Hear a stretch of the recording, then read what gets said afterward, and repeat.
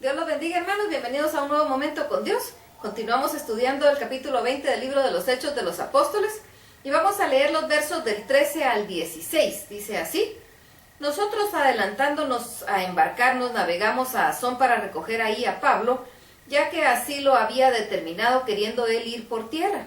Cuando se reunió con nosotros en Asón, tomándole a bordo, vinimos a Mitilene.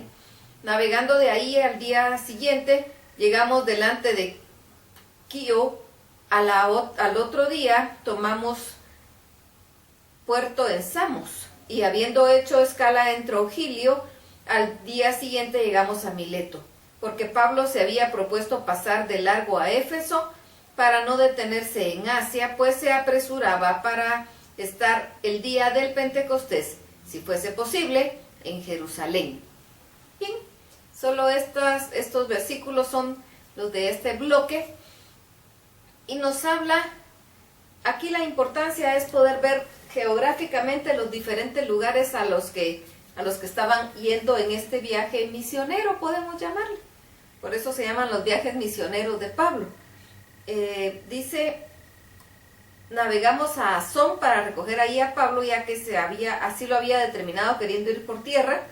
Se reunió con nosotros en Asón, tomándole a bordo, vinimos a Mitilene. Navegando ahí, al día siguiente llegamos a Quío, y al otro día tomamos al puerto en Samos, y habiendo hecho escala en Trogilio, llegamos a Mileto. Los diferentes puntos que iban tocando.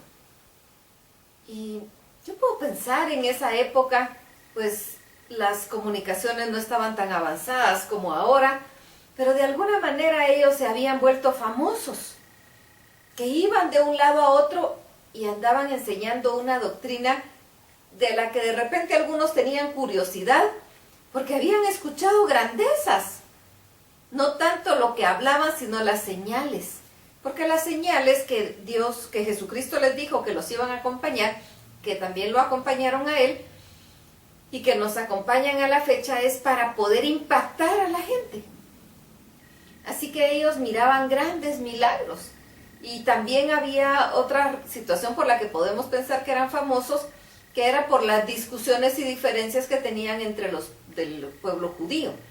Porque llegaban a un lugar y había discusión con ellos, porque ellos estaban en contra de que no se llevara la ley y que se estuviera dejando ingresar a todos los gentiles. Y como era el ministerio para con los gentiles, pues definitivamente era para ellos. Pero eso ellos no lo podían entender. Pero eso hacía que ellos fueran más famosos, que fueran de más renombre, que la gente estuviera más pendiente de ellos, y de repente, también por lo mismo, estar más atentos al mensaje.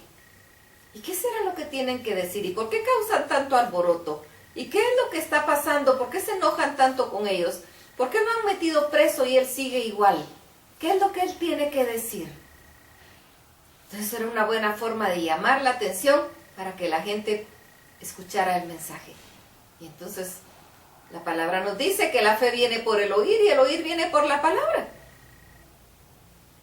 Ellos podían llegar y alcanzar y abrazar esta fe de la cual Pablo estaba predicando.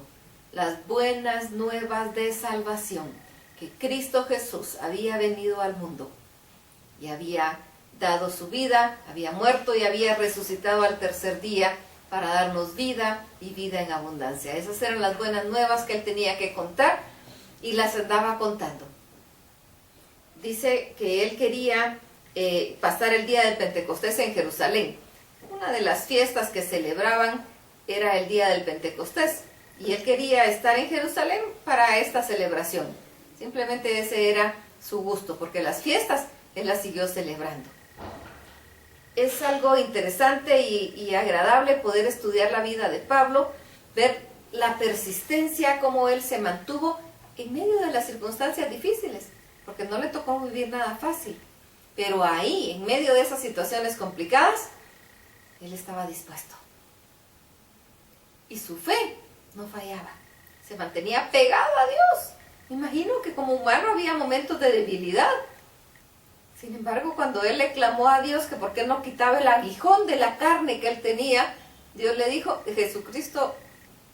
Dios le dijo, bástate mi gracia. Tremendo. Tremendo. Pero él seguía, sabía que tenía la gracia. ¿Sabes tú si tienes la gracia? Porque si la tienes, tu vida puede ser otra. No tiene por qué ser una vida de derrota.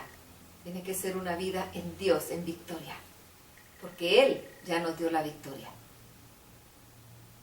Si no tienes la gracia, pídela, búscala, empápate, entérate de las buenas nuevas y recibe en tu corazón a Jesucristo como tu único y suficiente Salvador.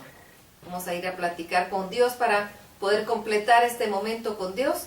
Vamos a alabarlo, a glorificarlo, a bendecirlo y a tener un maravilloso momento con Dios. Así que vamos, hermanos, que el Señor los bendiga.